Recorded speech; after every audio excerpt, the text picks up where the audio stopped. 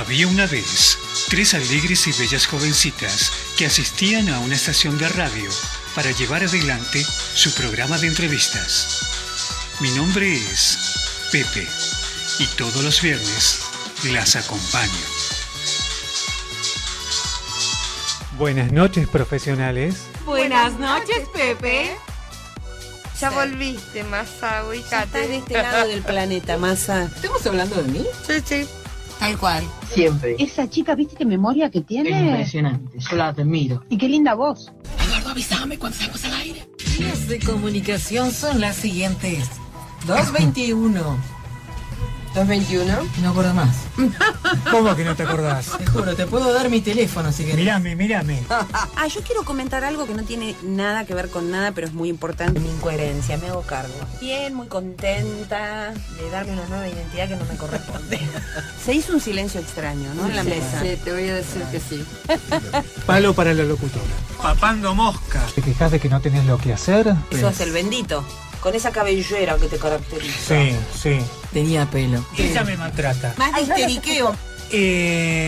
Volvamos a la cordura. Estamos en tiempo y espacio correcto. Como dijo la abuela, pasó el trapo, como quien dice. Sí. Pero nosotros somos tan fantasiosos que somos capaces. Lida, ¿vos vas a estar el próximo viernes? Estamos complicados. Profesionales en la noche. 4ª temporada. Ángeles siempre. Coros, no sé.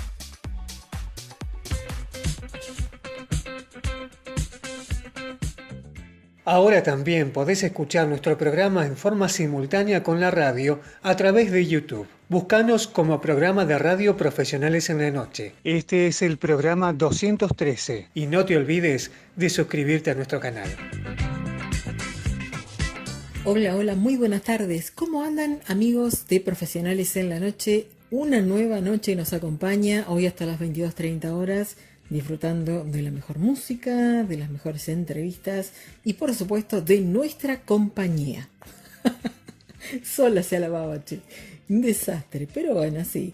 Nosotros lo vamos a acompañar hasta las 22:30 horas aquí en FM Altavoz 94.1 Clásicos.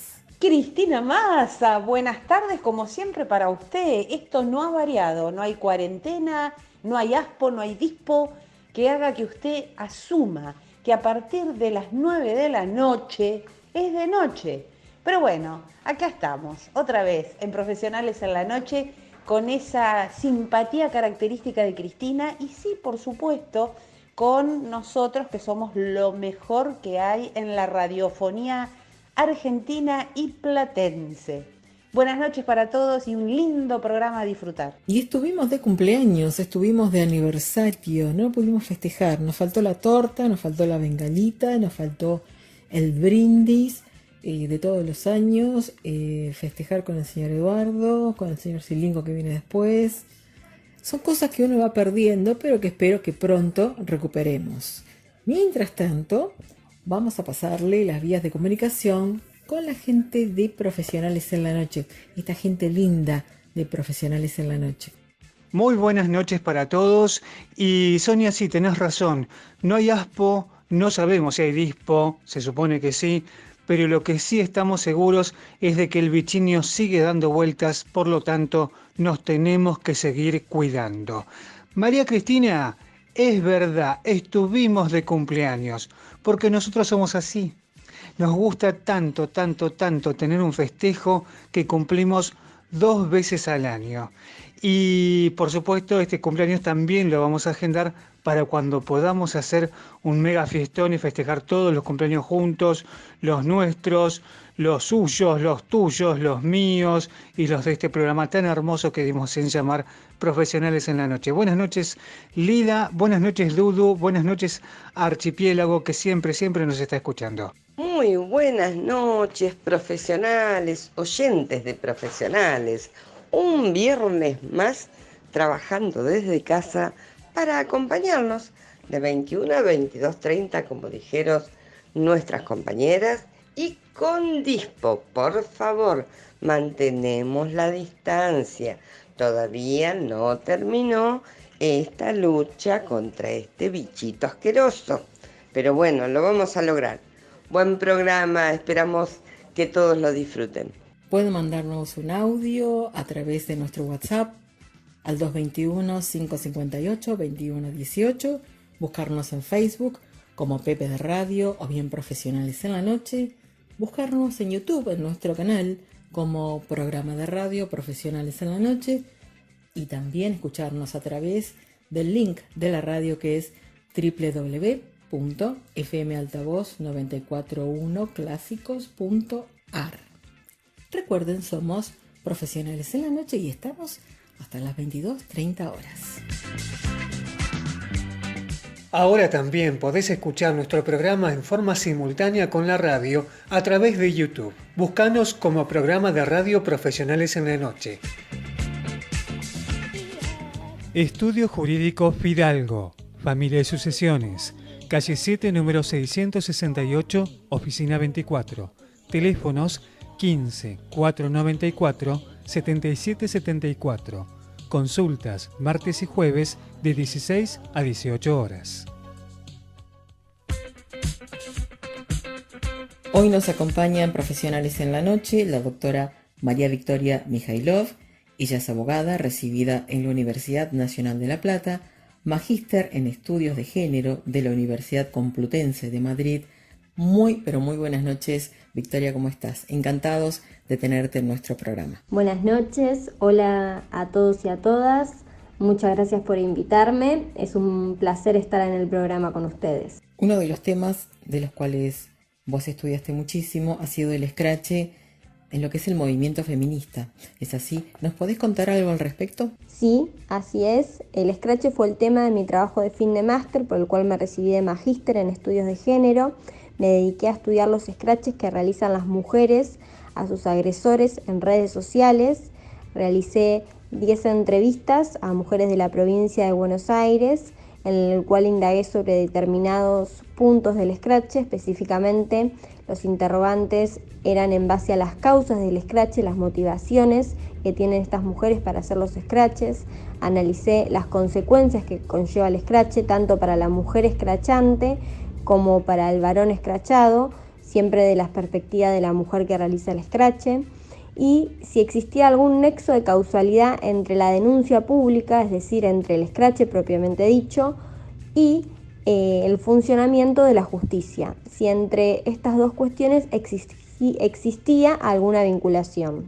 Para quienes no saben, el escrache es una denuncia pública donde se identifica al sujeto agresor, es decir, se pone el nombre y apellido de este o se da algún otro dato identificativo del mismo y se publica en algún lugar público. En este caso, la modalidad que se utiliza son las redes sociales, debido a su alcance y su difusión. Antes tenían otra modalidad y se identifica a este sujeto agresor. ¿En qué momento surge el escrache en nuestro país? El escrache antes tenía otra modalidad diferente a la de la actualidad. Va a surgir en Argentina a partir de la impunidad de los crímenes de lesa humanidad. Los movimientos sociales van a buscar la condena a los militares por los crímenes cometidos durante la dictadura, y frente a la sanción de la ley de obediencia debida y punto final y la imposibilidad de juzgamiento de los crímenes de lesa humanidad, incluso con el posterior indulto de Menem, llevó a que los movimientos sociales impulsaran la realización de escraches. El movimiento social impulsor fue la agrupación Hijos, que estaba integrado por hijos y hijas de desaparecidos, que lo que realizaban eran marchas y se dirigían a la casa de la persona que querían escrachar, que podía ser un militar o un civil que había participado de los crímenes de lesa humanidad ocurridos en la dictadura, y lo que hacían era marcar la casa con pintura, identificando al sujeto agresor. Eran actos públicos donde se convocaba a la gente a partir de volantes que se repartían, identificando el día y la hora en que se iba a realizar la marcha y disponiendo el lugar de encuentro. Las personas concurrían a ese lugar. Generalmente eran actos no plagados de tristeza, sino de alegría, donde se hacían, se organizaban canciones, se disfrazaban, hacían como una parodia generalmente de la persona que iban a escrachar, y se pintaba la casa de esta persona identificándola como autor de un crimen de lesa humanidad. Y el lema era que como no hay justicia, hay escrache. Se decía, si no hay justicia, hay escrache. Incluso una obra teatral que hacía la propia organización Hijos tenía como lema, como título, que el país sea su cárcel. En fin, lo que buscaban era que la propia sociedad los condene. Que, por ejemplo, el panadero no les venda el pan, el diariero no les venda el diario, y de esa forma la sociedad los excluye a estos sujetos, y frente a que la justicia no había accionado, la sociedad accionaba y los condenaba. El escrache va a surgir como un movimiento social, político, que busca la condena de los crímenes de lesa humanidad. Frente a la impunidad, frente a la falta de accionar de la justicia, es que va a aparecer el escrache. Va a ser un movimiento que se va a replicar en diferentes países de Latinoamérica, donde también se vivieron dictaduras. En Uruguay va a ser replicado, en Chile va a ser replicado, incluso va a traspasar fronteras y va a aparecer en España con otro contexto, porque va a surgir a partir de los desahucios, de los desalojos, y el escrache entonces también incluso va a traspasar fronteras y va a ser utilizado de diferente modalidad.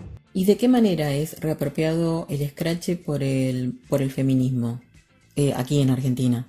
Muy interesante tu pregunta.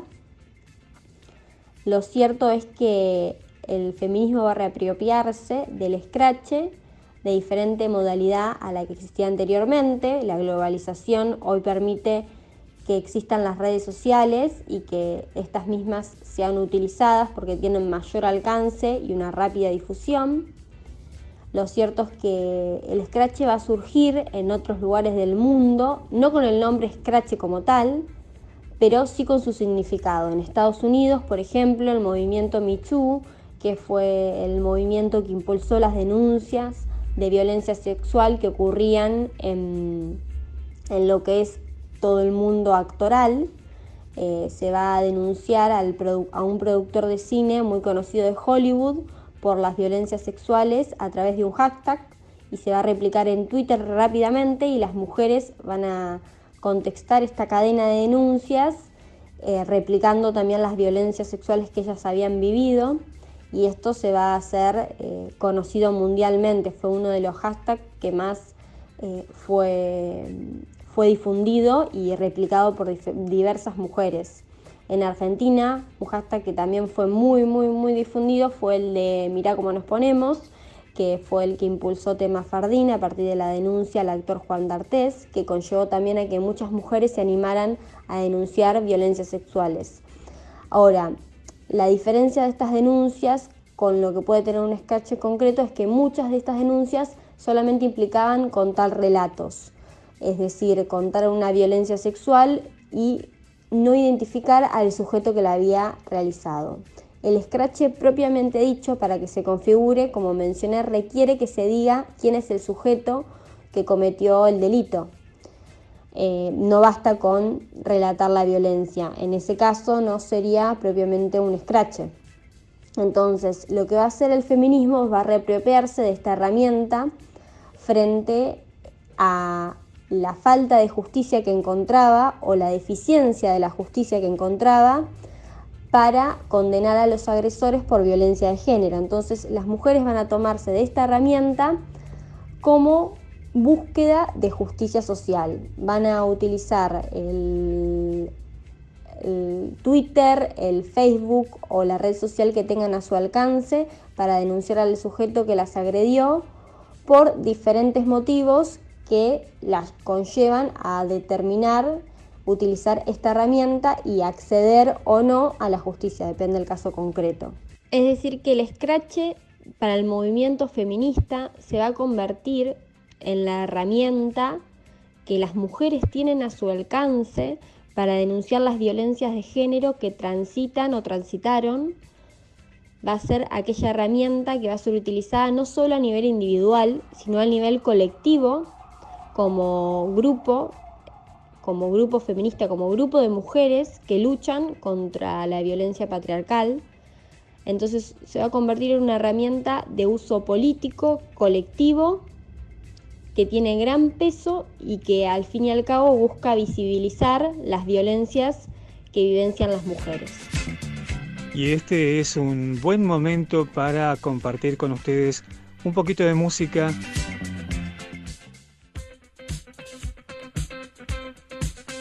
Ahora también podés escuchar nuestro programa en forma simultánea con la radio a través de YouTube. Búscanos como programa de radio Profesionales en la Noche.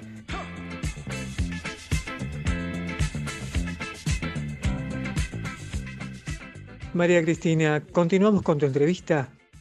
Vos me estás contando de las voces de las mujeres que hacen una denuncia y no son escuchadas, apelan a una red social y ahí hacen todo su descargo y de esa manera sí son escuchadas, buscando en cierto modo justicia social. ¿Qué está pasando entonces con la justicia? Que estas voces no llegan a ser escuchadas a donde realmente deberían ser escuchadas. Bueno, con respecto a esta pregunta, lo cierto es que cuando uno piensa en escrache, piensa que las mujeres escrachan solamente porque la justicia funciona mal. Y yo me encontré con algo acá en mis entrevistas que no es tan así. Lo cierto es que no puedo hacer una valoración a nivel de porcentaje y estadísticas porque el número de entrevistas que yo hice es muy reducido y a nivel de metodología no puedo hacer apreciaciones en porcentajes ni cuantitativas, pero lo que me encontré es que de las mujeres que yo entrevisté, muchas de ellas habían decidido escrachar antes de ir a acceder al sistema judicial. Es decir, que desconocían cómo iba a resultar el proceso judicial, si iba a haber una condena, si no la iba a haber, si iban a ser revictimizadas o no. Es decir, escrachaban antes de acceder a la justicia.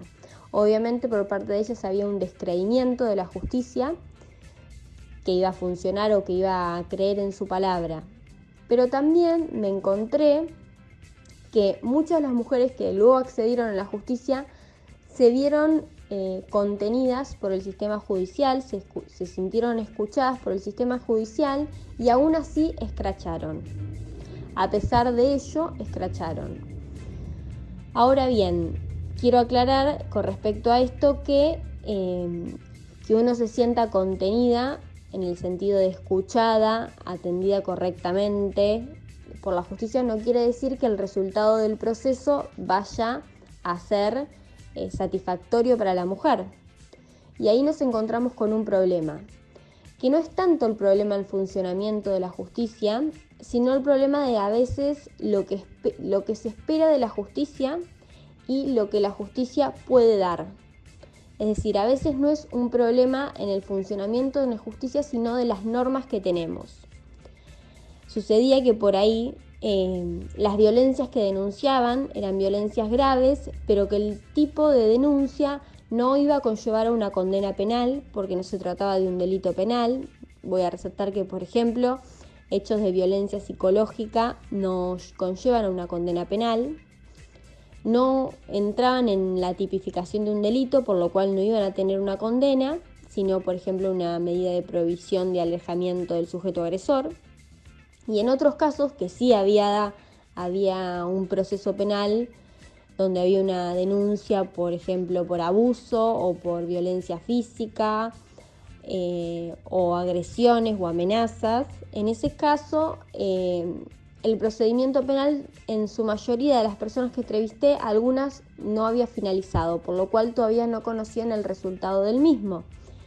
Entonces, las mujeres, en parte, yo a la conclusión que fui llevando, es que escrachaban porque no sentían la reparación. O sea, el sistema judicial no les reparaba el daño que les había ocasionado esa violencia. No encontraban satisfacción en el acceso al sistema judicial, no encontraban una reparación. Y ahí no solo tiene que ver con el funcionamiento de la justicia, sino tiene que ver con las políticas públicas que como país tenemos. Quizás tendríamos que pensar la justicia para que sea reparadora para la mujer, donde se tengan en cuenta su voz, donde la escucha sea activa. Es muy importante la escucha activa dentro del proceso de denuncia de violencia de género, donde no hay que tratar de encajar la violencia en el delito, es decir, a modo de ejemplo, una de las entrevistadas que contaba una violencia sexual contó que fue revictimizada por parte de los operadores de la justicia, donde le repreguntaban cuestiones que ella ya había relatado, y esta situación de que el operador de la justicia quiera encuadrar, digamos, el delito en el relato, conlleva que la mujer se sienta revictimizada. El gran método del feminismo a la hora de entablar y escuchar a una mujer que transitó la violencia es básicamente escuchar. Es una escucha activa, escuchar lo que ella tiene para decir y no intentar que lo que su relato me encuadre a mí en el delito penal que yo quiero plantear, sino darle tiempo para que ella pueda expresar y contar lo que tiene para contar y prestarle atención, no hacer preguntas revictimizantes como con quién se acostó o qué tenía puesto, o situaciones que a ella le puedan generar un malestar y que claramente son incorrectas de preguntar, ¿no? Que conllevan a un pensamiento estereotipado de lo que es la mujer. También hubo casos donde la mujer, como ya mencioné en un ejemplo, fue revictimizada por los operadores de la justicia. Pero lo que a mí me llamó más la atención cuando entrevisté a las mujeres es que no encontré un funcionamiento de la justicia errado o donde las mujeres se vieron revictimizadas, sino que encontré una deficiencia de políticas públicas por parte del Estado, o sea, falta de herramientas legales que permitan a la mujer sentir una reparación, que permitan a la mujer que se hizo justicia. Ese sentimiento de justicia no estaba, pero no porque la justicia funcionara siempre mal, como uno piensa cuando se hace un escrache, sino porque quizás los operadores judiciales no cuentan con las herramientas legales para sancionar esa violencia que la mujer está denunciando. Entonces, lo que hay que repensar no solamente es el funcionamiento de la justicia, que es necesario repensarlo, es necesario que los operadores se eduquen con perspectiva de género. Es necesario pensar también las leyes, si las leyes son reparadoras para las mujeres que van a denunciar, mujeres o otras identidades que van a denunciar por violencia de género. Hay que repreguntarse eso, ¿cuán reparador es el procedimiento para la persona que decide ir al sistema judicial a denunciar una violencia? Y eso es lo que yo llevo a la conclusión, que las normativas que tenemos no resultan reparadoras.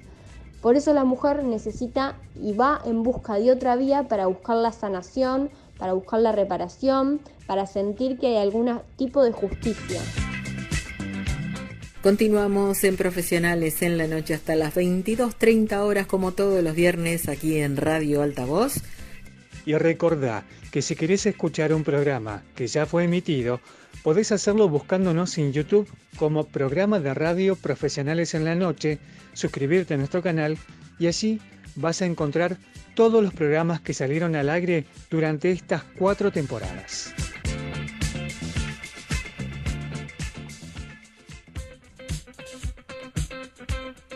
Ahora también podés escuchar nuestro programa en forma simultánea con la radio a través de YouTube. Búscanos como Programa de Radio Profesionales en la Noche.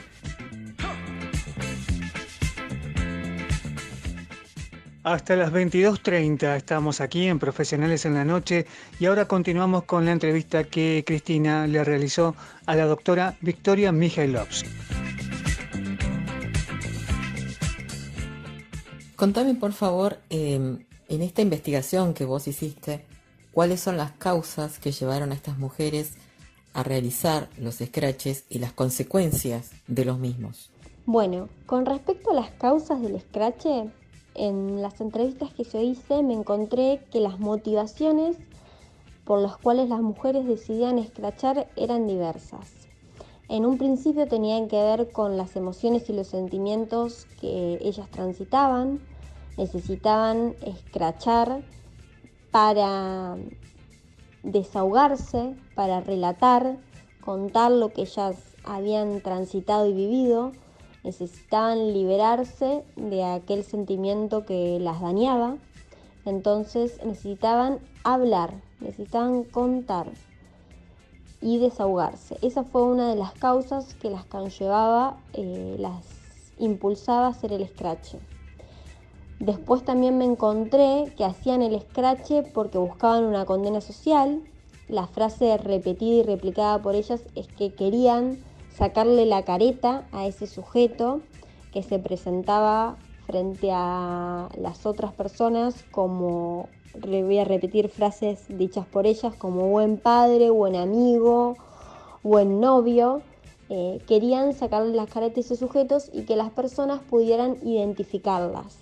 Entonces esa era otra de las motivaciones que las mujeres buscaban. Buscaban la identificación de ese sujeto y mostrar la verdadera identidad. Y este hecho de mostrar la verdadera identidad del sujeto tiene un trasfondo, que es el trasfondo de la veracidad de su testimonio. Sabemos que las mujeres que transitan violencia de género son descreídas en sus testimonios, no son creídas por parte de la sociedad, por parte de la violencia que transitan. Entonces, mostrar la verdadera identidad del sujeto significaba dar veracidad a sus testimonios, decir que lo que ellas habían transitado era cierto. Entonces, esa era otra de las motivaciones que las impulsaba a denunciar. También estaba la condena social. Buscaban que la sociedad castigue a este sujeto frente a que la justicia no había actuado o no había actuado conforme ellas esperaban. Buscaban una condena social por parte de la sociedad. Y otro de los motivos era, por ejemplo, que la justicia actúe. En uno de los casos la mujer denunciaba porque pretendía que la justicia actúe a raíz de su denuncia, que se impulse su denuncia con el escrache. Otras buscaban una protección, la causa de motivación era protegerse. En uno de los casos ella mencionó que hacía el escrache porque quería dejar de recibir amenazas por parte del sujeto que la había violentado. Otra de las mujeres establecía que denunciaba para encontrar más víctimas. En este caso, en el hecho de buscar más víctimas, lo que estaba buscando era darle veracidad a su testimonio, demostrar que lo que ella había vivido era cierto. En fin, las causas que las motivaron eran diversas, pero tenían en común que buscaban desahogarse, buscaban una sanación, buscaban que el escrache sea el camino de la reparación de la violencia que ellas habían transitado. Y con respecto a las consecuencias del escrache, ¿qué nos podés contar? Y las consecuencias del escrache fueron varias. Obviamente que las consecuencias del escrache siempre van a depender de la repercusión social que tengan, es decir, si uno hace un escrache y claramente es repudiado por parte de las personas que están del otro lado, el escrache no va a ser reparador para nada, sino que al contrario va a ser sumamente angustiante. Pero las mujeres se encontraron con dos tipos de emociones. Una al momento de realizar el escrache, que la emoción era de nervios, ansiedad, porque su celular explotaba, de mensajes, de llamados. Entonces los primeros instantes de publicación del escrache eran de muchos nervios, angustia, ansiedad. Pero luego de conocido las repercusiones del escrache, que voy a resaltar que de las 10 entrevistadas la mayoría fueron muy positivas, encontraron una reparación, un alivio, una sanación, obtenían la sanación que buscaban. Eso fue lo más emocionante de saber del escrache, que las mujeres a través del escrache lograron sanar en parte, ¿no? La violencia que habían vivido. Tenían mensajes de apoyo, de te creo, te banco. Las repercusiones y los alcances que tuvieron los escraches de las personas que entrevisté fueron muy grandes. Algunas de ellas me contaron que traspasó fronteras, que recibieron mensajes no solo de otros lugares de Argentina, sino de otros países, de Centroamérica, de Estados Unidos, en otros idiomas. Se acercaron organizaciones feministas a muchas de ellas para apoyarlas. En uno de los casos, consiguió una abogada a través de ese scratch, una organización feminista se contactó y se ofreció asesorarla jurídicamente, que eso fue muy muy interesante. Algunas de ellas salieron en medios de comunicación como la televisión, incluso algunas de ellas se encontraron asesorando a otras mujeres que le decían: a mí me pasó lo mismo, ¿cómo hago? El scratch animó a otras mujeres a denunciar. Me comentaban que el hecho de hacer sus scratches implicaba que otras mujeres se animaran también a denunciar. Recibían de mensajes que decían: gracias a tu scratch yo me animé a denunciar a la persona que me violentó. Eran repercusiones a nivel emocional muy muy grandes.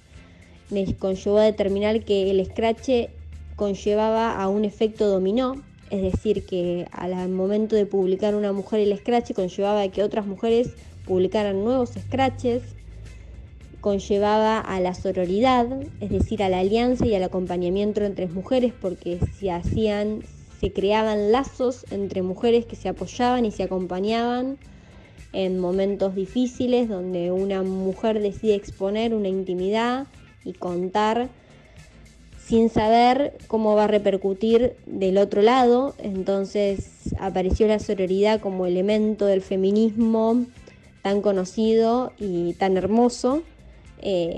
Las mujeres con el scratch encontraban sanación, encontraban alivio. Esas fueron en su gran cantidad la mayoría de las consecuencias que tuvieron para ellas, que fueron positivas. Quiero resaltar que una sola de ellas me resaltó consecuencias negativas y fue porque recibió un impacto importante del otro lado por parte de la sociedad, que fue cuestionada y revictimizada, y eso le generó un gran malestar. Incluso realizar el scratch le conllevó a perder una oferta laboral, porque los empleadores encontraron su scratch en red social, la googlearon y le dijeron que no la iban a contratar. Entonces a esta mujer le repercutió en su ámbito laboral. Obviamente que hacer el scratch implica una exposición donde las personas ya conocen lo que te pasó y tu intimidad. Entonces es muy fuerte. Por eso realizar el scratch no es un acto que uno realiza así porque sí.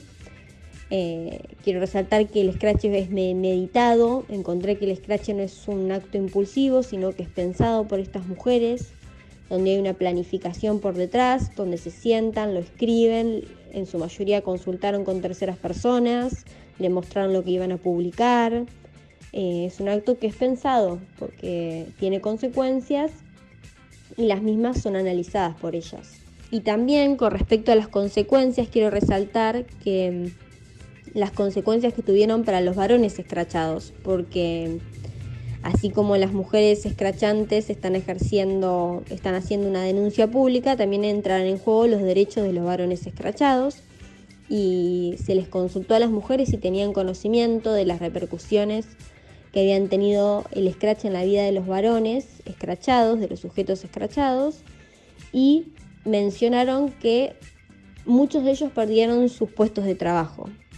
En razón del scratch fueron despedidos de la organización, empresa, lugar donde estaban. Algunos de ellos se vieron repercutidos en sus ámbitos personales porque fueron excluidos de ciertos entornos sociales o de la facultad, fueron señalados, por lo cual el scratch también es un acto que tiene consecuencias para el varón escrachado, y no es menor decir que sigue siendo un procedimiento que está por fuera de los mecanismos legales. Entonces es un acto que también hay que replantearlo, porque al fin y al cabo termina siendo la exclusión social del sujeto, y lo que hay que repensar es si esa práctica, que eso queda para otra investigación, genera una transformación en el sujeto agresor. Si de verdad existe una transformación a nivel de conducta, ¿no? Porque la violencia es una conducta aprendida, y no sé si el scratch conlleva a la reversión de esta conducta o a la agudiza. En su caso habrá que ver, pero hay que repensar que conlleva la exclusión social de estos sujetos y que incluso ni la propia cárcel tiene como fin la exclusión social. Entonces es necesario igualmente repensar el procedimiento del scratch.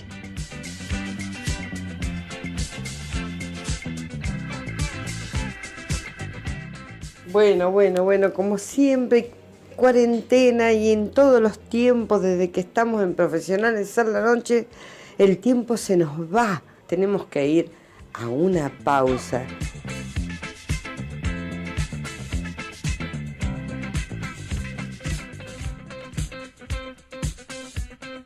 Y recordá que si querés escuchar un programa que ya fue emitido, podés hacerlo buscándonos en YouTube como Programa de Radio Profesionales en la Noche, suscribirte a nuestro canal y así vas a encontrar todos los programas que salieron al aire durante estas 4 temporadas. Hasta las 22:30 somos Profesionales en la Noche y hoy estamos hablando de scratches femeninos en las redes con la doctora Victoria Mijailovsk.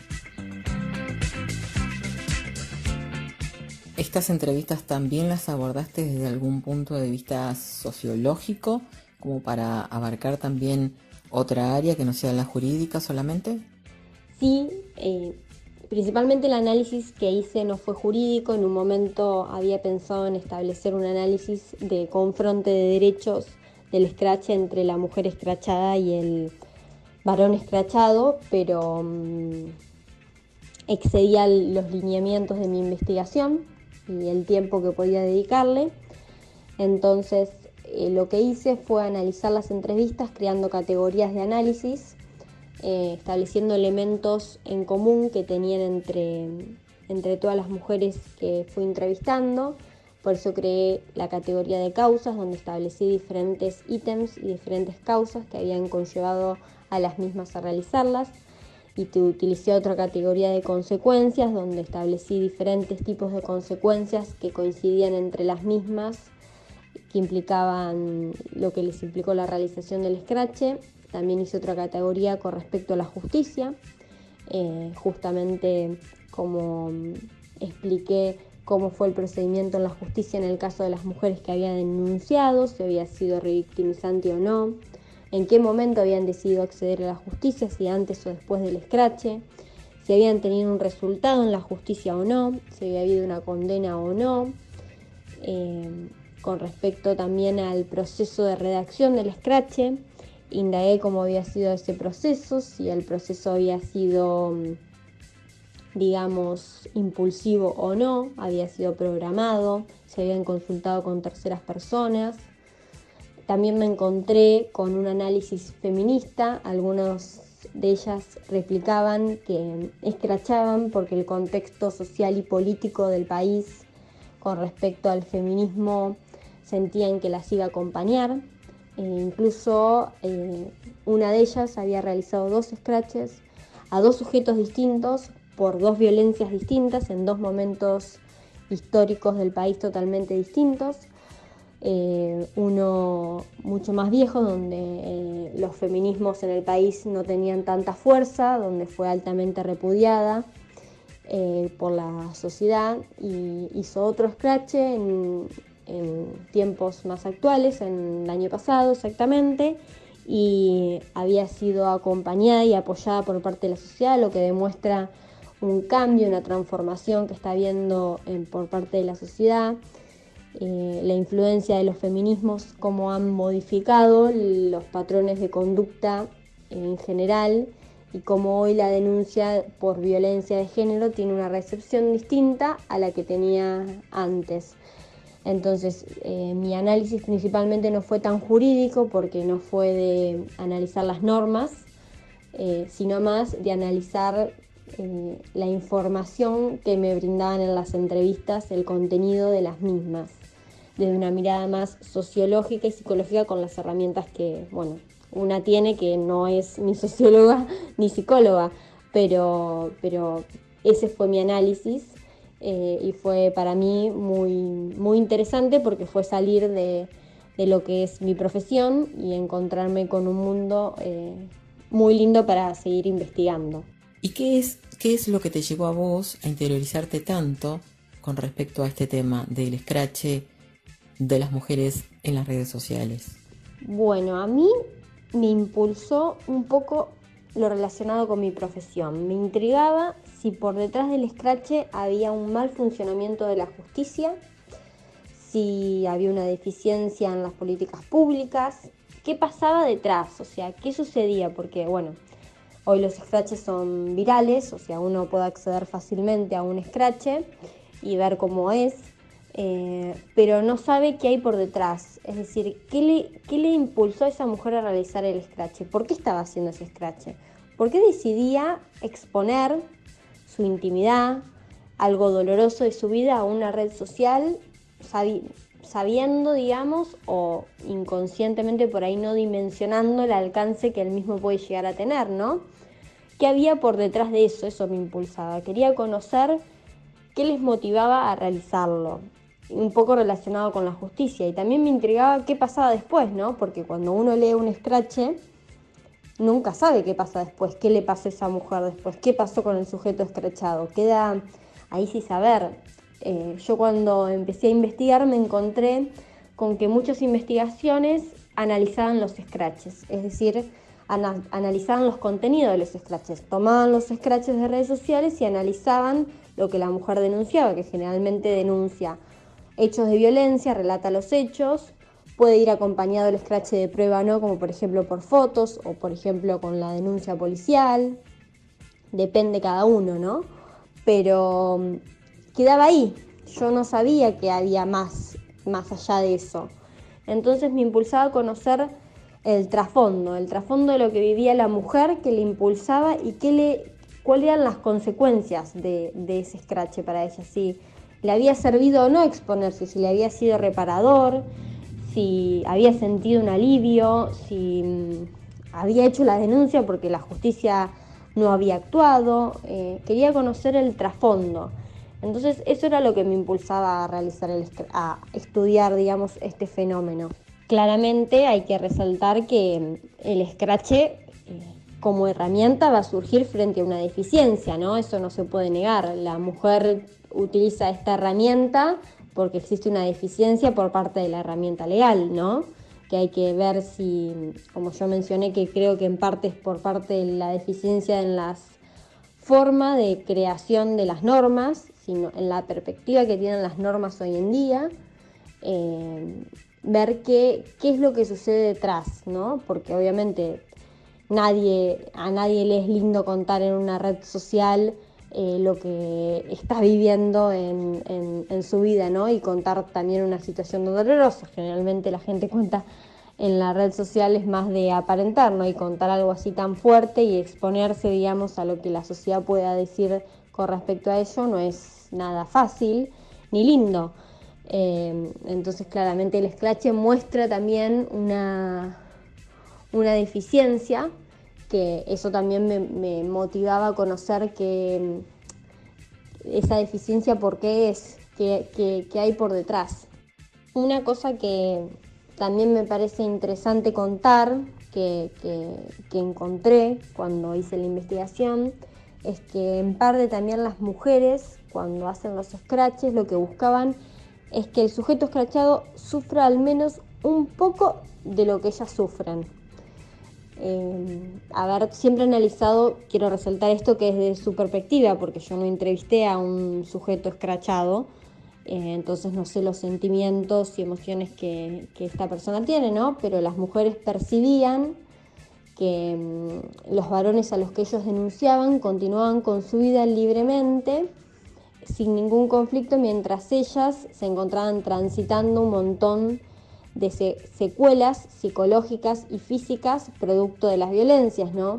Sabemos que las violencias arrasan con las mujeres en una forma psíquica, psicológica, física, en estado de salud general muy importante, ¿no? Donde muchas de ellas dedican años de terapia, incluso en algunos casos tienen que recurrir a psiquiatras, no pueden dormir, tienen mucho miedo, son secuelas muy grandes. Entonces ellas sentían que lo que ellas habían vivido y vivían no tenía comparación con lo que les pasaba a estos sujetos que no tenían ninguna consecuencia, no solo desde su vista legal, sino también desde vista emocional. Entonces, ahí aparecía el sentimiento de no estar conformes, digamos, con lo que estaba sucediendo y en cierta parte buscar un poco que ellos transiten y vivencien un poco del daño que ellas vivían. ¿Qué significa que los jueces miren los expedientes con lentes violetas? ¿Me puedes aclarar algo al respecto? Qué pregunta interesante y difícil. Ojalá que pronto suceda. Bueno, primero voy a destacar que no solamente los jueces tienen que aplicar la perspectiva de género, sino también las juezas, porque vivimos en una sociedad patriarcal donde todos, todas y todes fuimos educados con esta estructura y fuimos naturalizándola hasta el punto tal de no percibirla. A mí me gusta dar un ejemplo muy claro que se da en capacitaciones a adolescentes, es que el patriarcado es, por ejemplo, en México se come picante desde muy pequeño, entonces ¿qué pasa? Ya el picante las personas no lo sienten porque están acostumbrados a este picante. ¿Qué pasa? Con el patriarcado pasa lo mismo. Estamos tan acostumbrados al mismo porque fuimos educados en una sociedad patriarcal que lo naturalizamos y ya no lo vemos como mal. Y ahí está el problema. Ponerse los lentes violetas es verlo, el patriarcado. Y debo decir que una vez que lo ves, no lo podés dejar de ver. No significa que los jueces apliquen y las juezas apliquen los tratados internacionales solamente, que digan que la Convención de Belén do Pará o la Convención sobre Discriminación de las Mujeres de Naciones Unidas existe y hay que aplicarla. No, va mucho más allá de ello, va en no replicar los roles y estereotipos de género que a lo largo de la historia nosotros fuimos adquiriendo y naturalizando. Es decir, que a la hora de decidir sobre una cuestión en litigio, no hay que replicar los estereotipos de que una mujer es violada porque es provocativa, porque se puso un short, porque iba con poca ropa, o que una mujer es mala madre porque no considera, o no sé, que una mujer es mala madre porque se olvidó un día de ir a buscar a su hijo al colegio. No, nos puede pasar a cualquiera, ¿no? O que no atribuir a los roles de género que tenemos, tanto varones como mujeres, en las decisiones judiciales, ¿no? Todos los estereotipos que se fueron creando, no atribuirlos en lo que son nuestras decisiones. Por ejemplo, la mujer carga con el estereotipo de ser buena madre y es muy fuerte. Y ese estereotipo repercute a la hora de decisiones. Por ejemplo, una mujer con discapacidad ya carga con el estereotipo de que por tener la discapacidad no va a ser buena madre, porque tiene un peso aún mayor de la exigencia que se le exige a la mujer para ser madre, ¿no? Que tiene todo la carga de la responsabilidad, como si no hubiera otra persona que también tiene una obligación, que es un padre, ¿no? Bueno, la idea es que todas estas construcciones socioculturales que tenemos en nuestra cabeza no sean replicadas en las decisiones judiciales, porque si no, estamos reproduciendo el mismo tipo de sociedad, no estamos modificándola. Es tan grande la naturalización que existe de la sociedad que no lo vemos, y la forma de verlo es con educación, ¿no? Es desnaturalizando, abriendo los ojos y poniéndose estos lentes violetas para verlo, el patriarcado, para ver estas conductas que son replicadas. Otro ejemplo que puedo dar, que a mí me pareció muy ilustrativo, es que fui una vez a una capacitación que dio una mujer autista y ella nos contaba que cómo impactaba en ella los roles y estereotipos de género por ser autista y por ser mujer. O sea, tenía las dos condiciones. De una mujer se espera que sea simpática, alegre, predispuesta, que esté bien vestida, que esté arreglada, que sea delicada, bueno, un montón